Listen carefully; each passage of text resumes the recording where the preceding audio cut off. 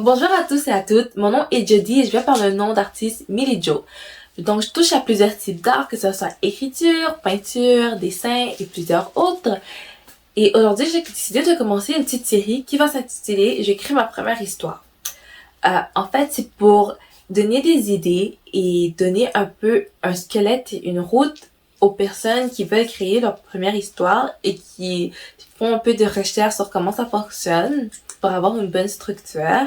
J'ai créé plusieurs petites histoires et en ce moment, je suis en train de travailler sur une qui va bientôt sortir, qui va sortir cet automne.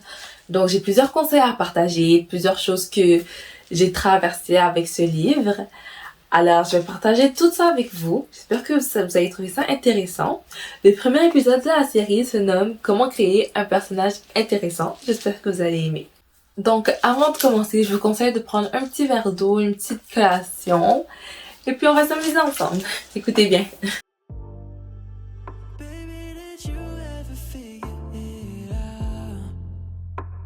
Vous vous demandez probablement pourquoi j'ai décidé de choisir comment créer son personnage comme premier épisode de la série. Pour certaines personnes, ça peut avoir l'air bizarre parce que tout le monde a une façon, une approche différente de commencer une histoire, de créer un livre, un roman. Pour moi, souvent, ça a commencé par une idée de personnage que j'avais. Donc, quand je dis une idée de personnage, c'est que, comment dire, pas nécessairement physiquement à quoi le personnage ressemble, mais souvent c'est, je pense à, tel personnage, certaines situations pourraient lui être arrivées. Mais on va décortiquer ça dans la vidéo pour que ça soit expliqué d'une manière vraiment plus claire. Alors amusez-vous bien. Donc la vidéo va être séparée en 4 grandes parties, plus une cinquième qui va être un petit bonus. La première partie, on va choisir, on écrit quel type de roman. Ensuite, on va parler de c'est quoi l'histoire de notre personnage. Donc son histoire, qu'est-ce qui fait de ce personnage notre personnage principal. Ensuite, on va aller parler de son environnement. Donc son environnement social, on va aussi parler de ses caractéristiques physiques et psychologiques. Puis on va finir par le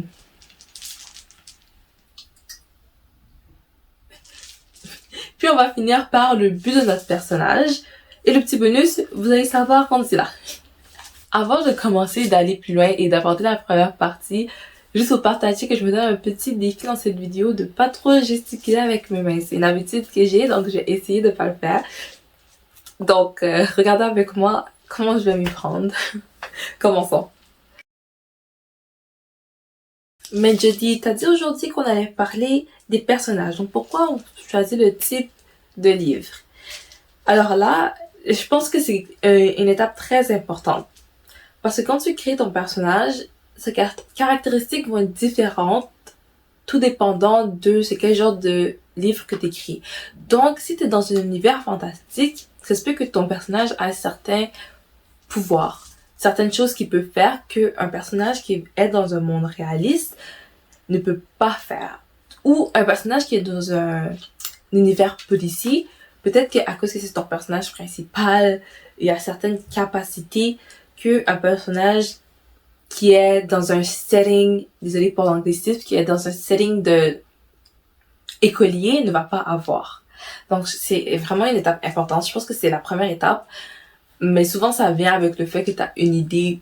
Je pense que c'est pas vraiment difficile à choisir. Tu sais déjà habituellement quel genre de livre tu veux écrire pour ton premier roman. Donc que ça soit une romance fantastique, horreur, thriller, tout ce genre de type. Je pense que c'est vraiment la première étape avant de développer ton personnage et ses caractéristiques. Ça va énormément aider pour la troisième étape.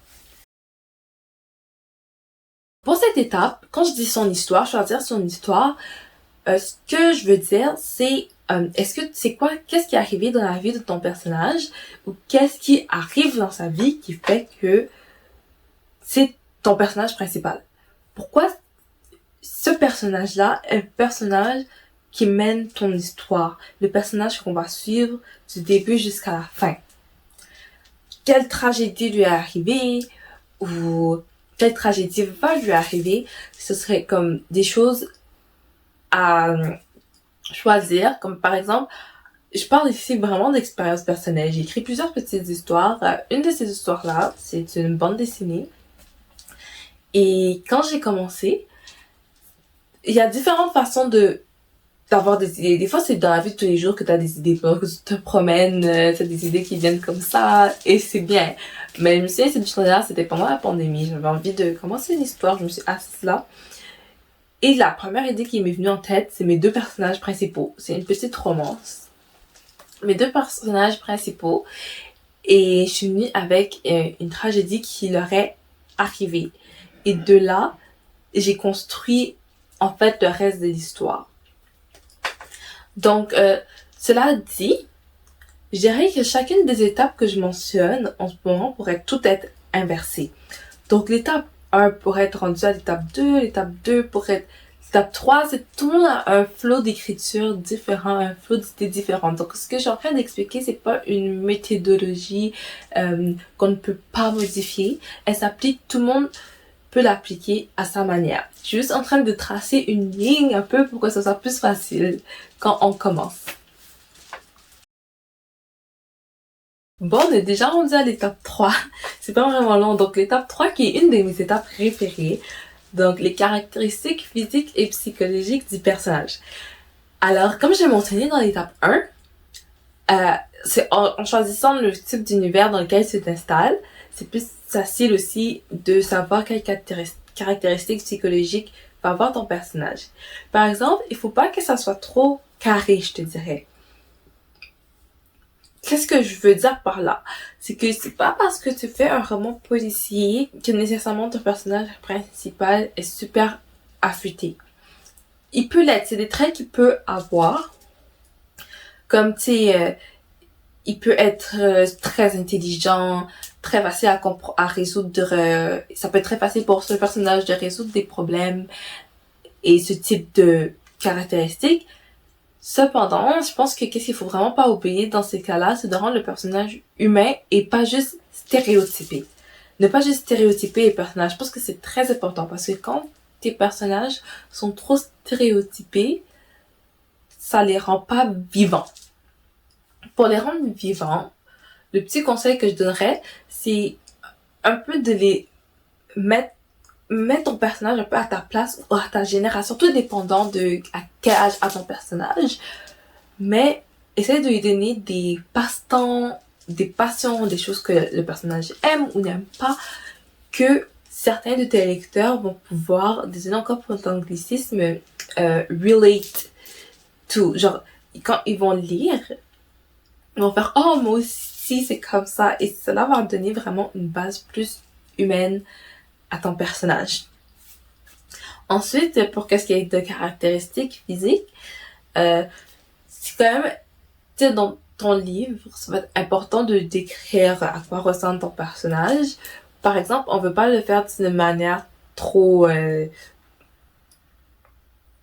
Encore là, j'utiliserai le mot stéréotypé ou saccadé. C'est pas à chaque fois que le personnage va arriver que tu vas dire « Ah oui, sa peau était de telle couleur, ses yeux de telle couleur, ses cheveux de telle couleur. » Il va falloir trouver différentes manières de l'expliquer dans ton histoire. Mais ça, ce serait pour un autre sujet. Mais sinon, tu choisis les caractéristiques physiques, son ethnicité. Est-ce que dans ton livre, si on va dire c'est un livre fantastique, comment ça fonctionne un peu les origines et les ethnicités, est-ce que c'est pareil ou non? C'est toutes des choses qu'il faut prendre en considération quand tu écris un personnage.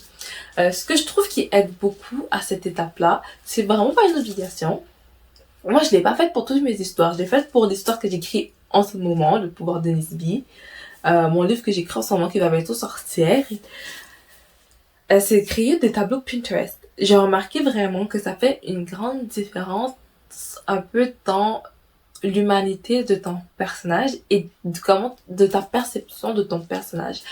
En créant des tableaux Pinterest pour chacun de tes personnages, mais là ici on se concentre plus sur le personnage principal, tu peux choisir un peu à quoi il ressemble. Tu choisis des images à quoi il ressemble, des choses qu'il aime, toutes ces choses-là, tu mets tout ça dans un tableau Pinterest et vraiment je pense que tu as une idée plus claire de ton personnage.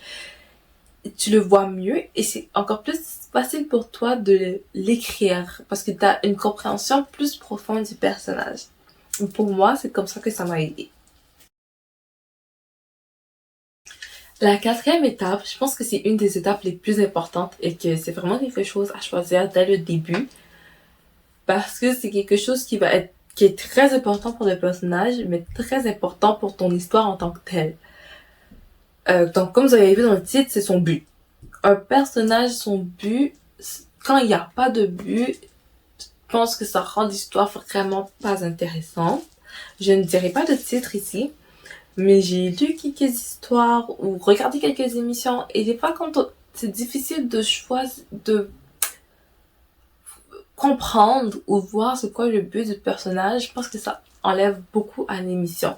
Parce que c'est supposé être ton personnage principal, le personnage le plus important. Et ce personnage-là, souvent, on veut qu'il y ait une certaine motivation qui explique ses actions. Si on peut pas expliquer ses actions, on sait pas c'est quoi ses motivations, c'est très facile de décrocher de l'histoire. Donc, dès le début, est-ce que, par exemple, si je donne des exemples, on va dire mon personnage principal, c'est, on va dire, un homme de 24 ans, un jeune homme de 24 ans, qui a, sa petite sœur s'est fait kidnapper, on va dire.